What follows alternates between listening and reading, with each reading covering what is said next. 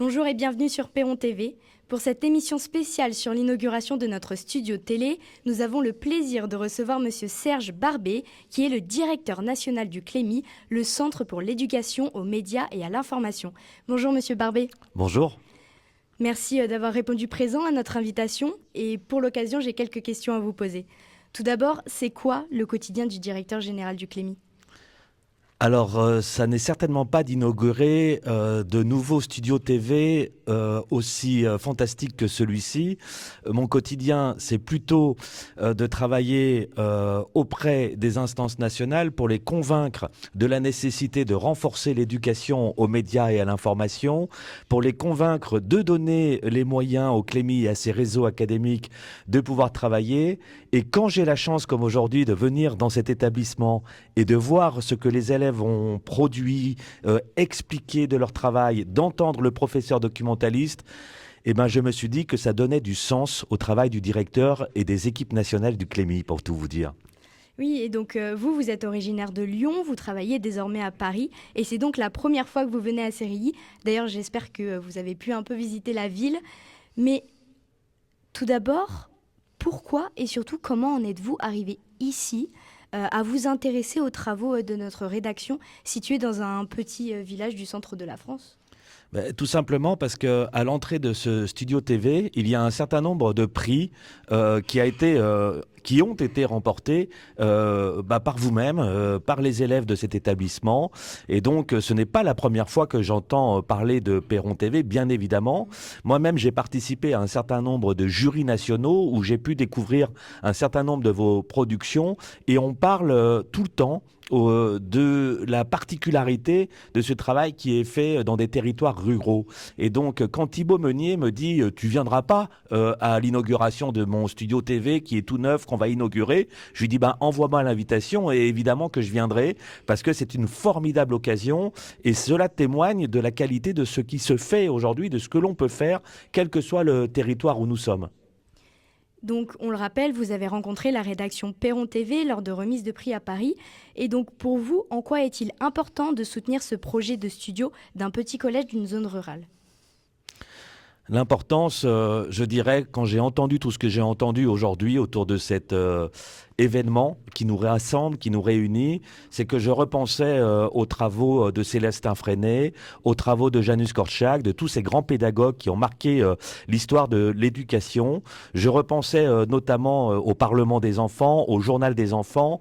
Je pensais à tous ces travaux qui ont été à l'origine de la déclaration des droits de l'enfant qu'ont ratifié plus de 200 pays.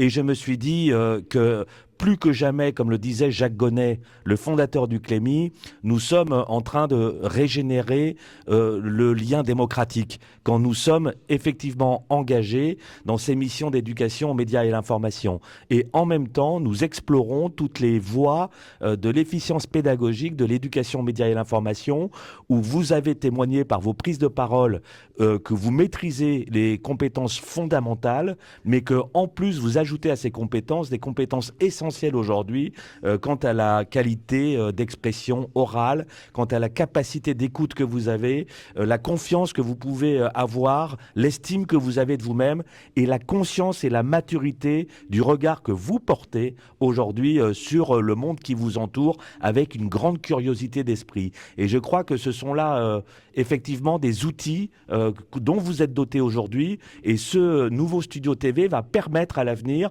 pour les futures générations de s'inscrire dans votre sillon, de se former en citoyen libre et éclairé. Donc c'est un grand bonheur. C'est vrai que même nous, c'est impressionnant d'avoir un studio télé. Et donc, en tant que directeur du CLEMI, quel est l'intérêt de ce projet et surtout, qu'attendez-vous du studio et de la rédaction dans le futur ? Écoutez, je crois que la principale du collège l'a très bien dit, c'est un endroit pour perfectionner ce qui a été entrepris ici avec une continuité impressionnante entre les différentes directions qui se sont succédées à la tête de ce collège, avec la constance du travail mené par vos enseignants et par votre professeur documentaliste. Et donc maintenant, il faut continuer à creuser ce sillon, mais il faut s'ouvrir et effectivement avoir un outil qui puisse bénéficier dans l'allier à d'autres élèves à d'autres enseignants qui pourront venir également ici profiter de cet outil tout à fait incroyable et qui va peut-être encore, pourquoi pas, se développer à l'avenir. Parce que l'on voit bien que nous sommes dans un monde numérique où les progrès des technologies ne cessent de se développer de façon fulgurante, nous invitant toujours à explorer des voies nouvelles pour travailler ces valeurs et ces principes fondamentaux que j'évoquais tout à l'heure. Et avant de clore cette interview, avez-vous un souvenir précis, une anecdote ou même une production qui vous a marqué de la rédaction ? Oui, je pense notamment à ce qui avait été fait sur la forêt de Troncé et que j'avais vu quand j'étais membre du jury. Et donc j'avais appris, parce que je n'étais pas familier de la région, de l'Allier. Je suis familier d'une région pas très loin de la Haute-Loire, où mes parents ont acquis une maison il y a très longtemps, il y a une trentaine d'années. Mais cette forêt de Troncé, je n'en connaissais pas l'histoire et puis surtout les enjeux qui ont été très très bien abordés dans ce documentaire, notamment. Et puis on avait eu l'occasion de se croiser sur Europorter également, où on voit bien aujourd'hui tout le travail qui est fait avec une diversité de sujets, une diversité d'angles et un travail derrière tout à fait remarquable. Vous pouvez d'ailleurs retrouver tous nos reportages sur notre chaîne YouTube Perron TV. Merci de nous avoir accordé ces quelques minutes d'interview. C'est toujours un plaisir de pouvoir échanger avec des personnes comme vous qui mettent en valeur l'importance des médias. On espère vous revoir très vite ici sur notre nouveau plateau télé. Merci à vous. Merci à vous d'avoir regardé cette interview. On espère que celle-ci vous a plu et on vous donne rendez-vous prochainement sur Perron TV. À très vite. Merci beaucoup. Merci à vous.